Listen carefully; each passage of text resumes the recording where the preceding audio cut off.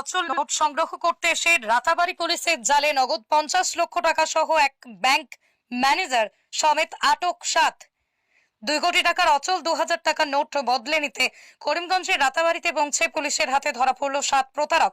ধৃতদের মধ্যে রয়েছে হাইলাকান্দি কানাড়া ব্যাংকের শাখা ম্যানেজার যশরাজ ডেকা, লোন অফিসার চিনলাল মোন সহ হাইলাকান্দির আনোয়ার হোসেন লস্কর, মোহাম্মদ শরীফুল আলম, বরপেটার রকিবুল হাসান, নলবাড়ির দীপজ্যোতি বেজবড়ুয়া সহ আরেক ব্যক্তি। এই দলটি স্থানীয় একটি চক্রের হাত থেকে বৃহস্পতিবার রাতে 2 কোটি টাকা 2000-এর নোট পরিবর্তন করে নগদ চালু টাকা হাতে নিয়ে রাতাবাড়ি বাজারে উপস্থিত ছিল। এমন খবর পেয়ে স্থানীয় পুলিশের একটি দল অভিযানে নেমে একটি বোলেরো, একটি ওয়াগনার গাড়ি সমেত ব্যাংক কর্মচারী সহ 7 জনকে পাকড়াও করতে সক্ষম হলেও 2 কোটি 2000 নোটের চক্রটিকে জালে তুলতে সক্ষম হয়নি। পুলিশের প্রাথমিক তদন্তে জানা গেছে যে ধৃত ব্যাংক ম্যানেজার বিশেষ চক্রের মাধ্যমে নোটবন্দির 2000-এর অচল নোটগুলি 25% কমিশনে সংগ্রহ করতে চেয়েছিল। তারা লেনদেন করার আগেই পুলিশ অকুস্থলে পৌঁছে যাওয়ায় ব্যাংক ম্যানেজারের দলের হাতে থাকা 50 লক্ষ টাকাও ধরা পড়ল। 2000 নোটের 2 কোটি টাকার প্রতারককে চক্রটি ধরা পড়েনি। পলাতকদের ধরতে পুলিশ সব দিক জাল বিছিয়েছে। এদিকে ধৃতদের রাত ভোর থানায় আটকে রেখে টানা জিজ্ঞাসাবাদের পর শুক্রবার আদালতে সমঝে দেয় পুলিশ। পরে তাদের ঠাঁই হয় জেল হাজতে। ধারণা করা হচ্ছে ব্যাংক ম্যানেজার বিশেষ সিন্ডিকেট গড়ে কমিশনের মাধ্যমে নোটবন্দির টাকা ব্যাংকের চালু টাকার মাধ্যমে সংগ্রহ করে ফের ব্যাংকে গচ্ছিত রেখে মোটা টাকার কমিশন আদায় করে চলছিলেন গত দীর্ঘদিন ধরে। পুলিশ এই বিষয়টিও গভীরভাবে খতিয়ে দেখছে।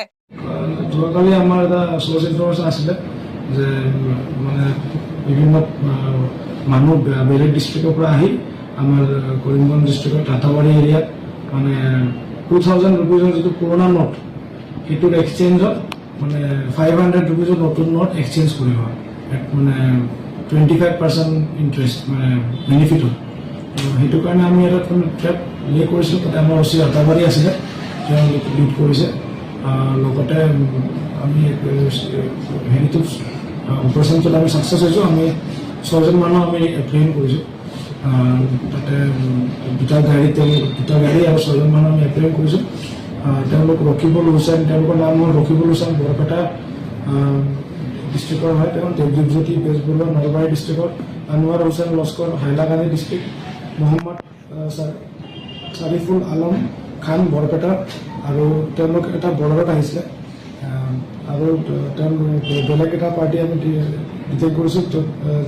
বেংকৰ অফিচাৰ আছে যশৰাজ ডেকা, তেওঁ ব্ৰাঞ্চ মেনেজাৰ হ'ল কানাড়া বেংক হাইলাকান্দি, আৰু চিনলাল মোৱান, তেওঁ লোন অফিচাৰ হয় কানাড়া বেংকৰ। তেওঁলোকে 500 ৰুপিজৰ নোট এক্সচেঞ্জ কৰি পুৰণা 2000 ৰুপিজৰ নোট তাৰ এক্সচেঞ্জত মানে লোৱা কথা আছিলে। তো সেইটো হেৰিত আমি তেওঁলোকক ট্ৰেক কৰিছোঁ, তেওঁলোকক ধৰিছোঁ। এতিয়া মানে আমাৰ এটা ইণ্টাৰভেশ্যন চলি আছে। সেইটোত মানে তেওঁলোকৰ মানে হেৰি আছিলে এৰাউণ্ড 50 লাখ ৰুপিজৰ আমি 500 ৰুপিজৰ নোট আমি চিজ কৰিছোঁ এইটো অপাৰেশ্যনত। এতিয়া আমি এটা কেছ ৰেজিষ্টাৰ কৰি ইনভেষ্টিগেশ্যন ষ্টাৰ্ট কৰিছোঁ যে এইটো মানে ক'ত কেনেকৈ কি ইনভল্ভ আছিলে। 2000 টকাৰ নোটটো আমি ধৰিব নোৱাৰিলোঁ। তেওঁলোকে এইটো মানে পলায়ন কৰিছিলে। আমি এতিয়া তেওঁলোকক মানে ৰিচাৰ্চ কৰিছোঁ।